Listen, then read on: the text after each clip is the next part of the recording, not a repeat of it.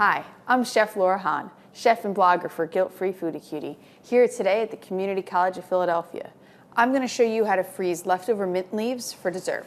So you go to the store and you buy that fresh mint, and it's great, and you use whatever you needed for a recipe, and then you have a ton left over, but you don't want to waste it. So you can take the mint, freeze it, and then use it to garnish any dessert that you have. Pretty awesome, right? So right here, all I have is a couple leftover mint leaves. I don't have that much left over. It's just like that. I've washed them and I let them dry on this paper towel for about, I don't know, an hour. You want them to be really, really dry. And then place them on a plate or a cookie sheet or something kind of small and stick this right in the freezer. You want to freeze them whole, just like this.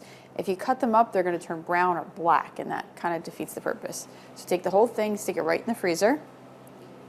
And then when you bring them back, they're going to look pretty much the same. They're going to be a little darker in color. And then what you're going to do is you're going to put them each back on a paper towel, just like that. Fold your paper towel over. This helps preventing them from getting more frostbitten while they sit in the freezer for a while, and from getting wetness on them, and then they turn black, and it's just not good. Stick it in a clear plastic bag, just like this. Get all the air out. Then you're going to put this right in your freezer, and you can store it for however long as you want. So when you're going to go garnish the dessert, you take the mint back out, chop it up, and just sprinkle it on top, and you're all set.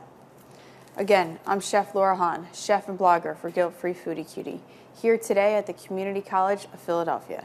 And that's how you freeze leftover mint for dessert. Enjoy.